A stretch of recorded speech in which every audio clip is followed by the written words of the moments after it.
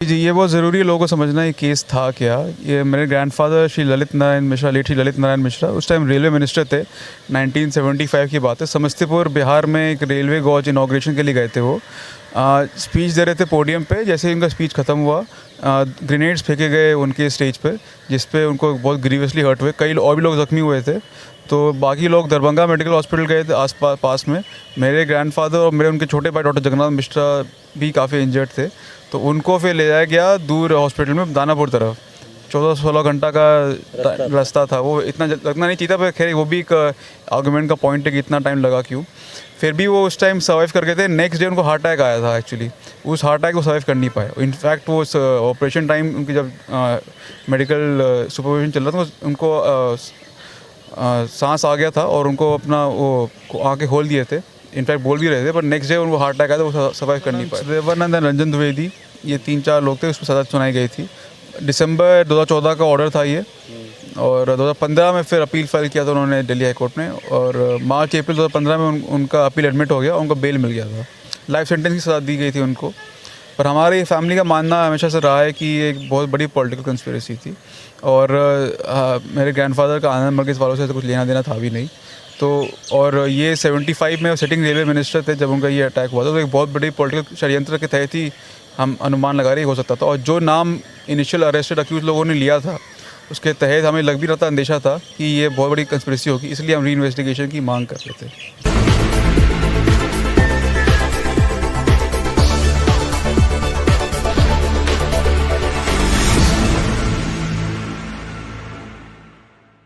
अभी हम supreme court of India में हैं, दिल्ली में, और यहाँ पे हमारे साथ हैं पूर्व केंद्रीय मंत्री भारत सरकार ललित नारायण मिश्रा जी के पोते, स्वर्गीय ललित नारायण मिश्रा जी, जिनकी मृत्यु 1975 में हुई थी।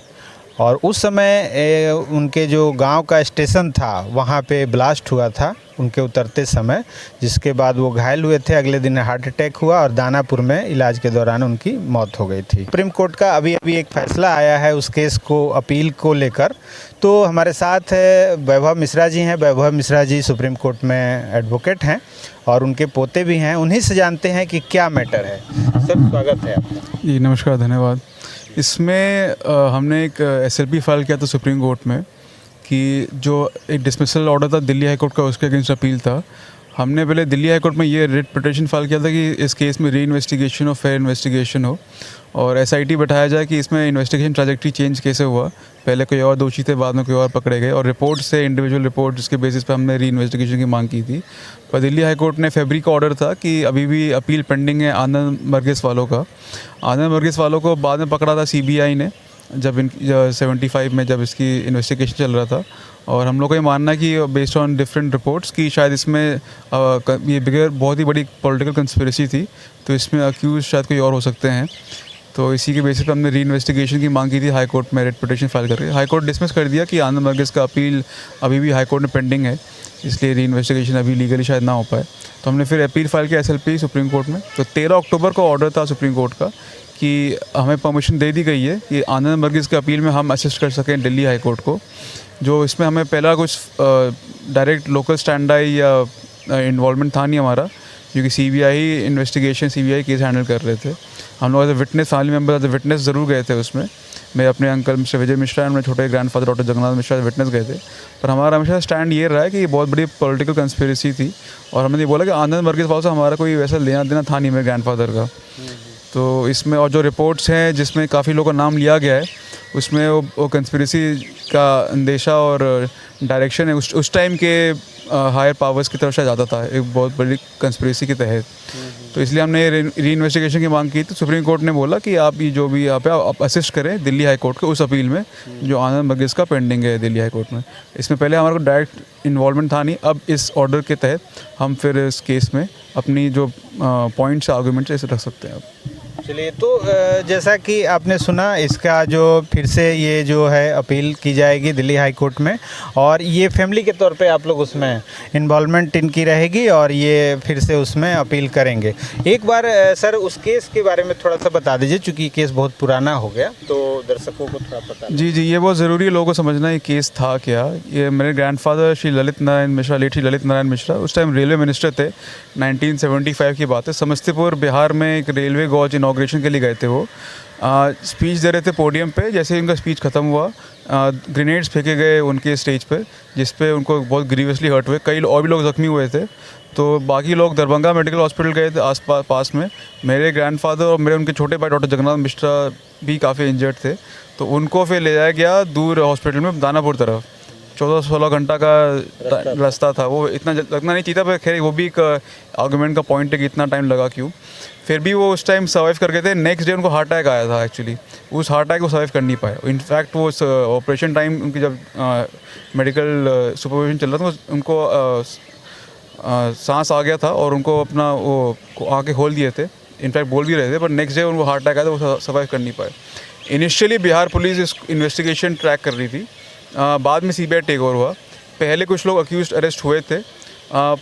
उनका कन्फेशन भी मजिस्ट्रेट के सामने था, पर बाद में फिर ये based on trial court records है। बाद में फिर इन्वेस्टिगेशन का ट्रैजेक्टरी चेंज हुआ और बाकी लोग दूसरे लोग अरेस्ट हुए थे। फिर ये केस पहले पटना बिहार में चला, 79-80 में फिर ट्रांसफ़र हो गया दिल्ली, और फिर 2014 में ट्रायल कोर्ट ने जजमेंट दिया, लाइफ सेंटेंस दिया अक्यूज को। आनंद वर्गीस वाले अक्यूज थे। उन्होंने फिर अपील फाइल किया दिल्ली हाईकोर्ट 2015 में। उसमें अपील में इनको बेल भी मिल गया। एक तो शायद मिस्टर रंजन द्विवेदी थे, ही अनफॉर्चुनेटली पास्ड अवे ऑल्सो। बाकी अपील अभी भी पेंडिंग है दिल्ली हाई कोर्ट में। तो उस अपील पेंडिंग है, इस वजह से हमें जो री इन्वेस्टिगेशन की मांग हम कर रहे थे कि शायद बेस्ड ऑन डिफरेंट रिपोर्ट, एक justice V N Tarkunde report है, एक अरुण शूरी सर की किताब है हु किल्ड एलन मिश्रा, और एक तीसरी Bihar police CID inquiry report है। ये इन रिपोर्ट की बेसिस पे हम एक री इन्वेस्टिगेशन की मांग कर रहे थे। तो दिल्ली हाई कोर्ट नहीं बोला कि आपका अपील अभी पेंडिंग है आनंद वर्गीस वालों का, इसलिए हम कर नहीं पाएंगे। और सुप्रीम कोर्ट ने फिर, हम जब अपील फाइल की, सुप्रीम कोर्ट ने बोला उस अपील में जो आनंद वर्गीस वालों का पेंडिंग हाई कोर्ट में, उसमें आप अपना ये दलील पेश कर सकते हैं by assisting the Delhi high court. तो उस समय उसमें कितने लोगों को सज़ा सुनाई गई थी? हाँ, जो अभी मुझे याद है, संतोषानंद, सुदेवानंद और रंजन द्विवेदी, ये 3-4 लोग थे, उसमें सज़ा सुनाई गई थी। दिसंबर 2014 का ऑर्डर था ये, और 2015 में फिर अपील फाइल किया था उन्होंने दिल्ली हाई कोर्ट में, और मार्च अप्रैल 2015 में उनका अपील एडमिट हो गया, उनको बेल मिल गया था। लाइफ सेंटेंस की सज़ा दी गई थी उनको। पर हमारी फैमिली का मानना हमेशा से रहा है कि ये एक बहुत बड़ी पॉलिटिकल कंस्पिरेसी थी, और मेरे ग्रैंडफादर का आनंद वर्गीस वालों से तो कुछ लेना देना था भी नहीं। तो और ये 75 में सिटिंग रेलवे मिनिस्टर थे जब उनका ये अटैक हुआ था। तो एक बहुत बड़ी पॉलिटिकल षड्यंत्र के तहत ही हम अनुमान लगा रहे हो सकता था। और जो नाम इनिशियल अरेस्टेड अक्यूज लोगों ने लिया था, उसके तहत हमें लग भी रहा था, अंदेशा था कि ये बहुत बड़ी कंस्पिरेसी होगी, इसलिए हम री इन्वेस्टिगेशन की मांग कर रहे थे। उस समय केंद्र में इंदिरा गांधी की सरकार, उस टाइम सरकार दूसरी थी, कांग्रेस पार्टी की सरकार थी उस टाइम। पर हमारा ये मानना था कि अगर इन्वेस्टिगेशन ढंग से हो तब सच सामने आ जाएगा। जो भी हो, जो भी इन्वेस्टिगेशन नाम ले, फिर जिनका नाम है वो सब सामने आए। पर जो रिपोर्ट्स हैं अभी सामने, उसके तहत जो जिन लोगों का नाम लिया गया है, उसके बेसिस पे हम मांग रहे हैं कि री इन्वेस्टिगेशन की जांच पड़ताल होनी चाहिए उसमें। फिर जो भी आए सो आए, पर हो सकता हम गलत भी हो सकता हम सही भी हो सकता हम पार्टली सही हो पार्टली गलत हो। पर एक री इन्वेस्टिगेशन, फेयर इन्वेस्टिगेशन इसलिए ज़रूरी कि ये जो नाम है लोगों ने लिए गए हैं वो रिपोर्ट्स में लिखे गए। जस्टिस तारकुंडे रिपोर्ट, अरुण शूरी सर की किताब, उस टाइम अरुण शूरी साहब इंडियन एक्सप्रेस में जर्नलिस्ट थे, उनकी किताब हु किल्ड एलन मिश्रा, और बिहार पुलिस की सीक्रेट CID इंक्वायरी रिपोर्ट। इन सब तीनों रिपोर्ट जो नाम लिए गए हैं, प्लस जो अक्यूज पकड़े गए थे इनिशियली, उनका कन्फेशन स्टेटमेंट है अंडर 164 बिफोर मैजिस्ट्रेट, उसमें जो नाम लिए गए हैं, इसके तहत एक री इन्वेस्टिगेशन में ज़रूरी है। तो जैसा कि आपने सुना, ललित नारायण मिश्रा, उनकी जो मौत हुई थी वो संदिग्ध थी, और 1975 में उनकी डेथ हुई, और उसके बाद उस केस में जांच पड़ताल हुई। जांच पड़ताल करने के बाद उस 3 लोगों को सज़ा सुनाई गई। बाद में फिर उनको बेल दिया गया अपील पे।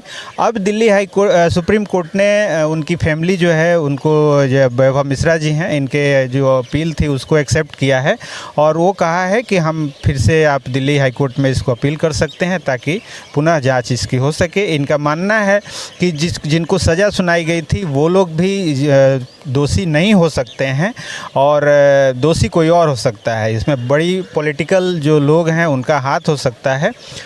और इसको लेके फिर से केस की सुनवाई अब शुरू होगी, देखते हैं कि अब कब अपील होती है और क्या होती है।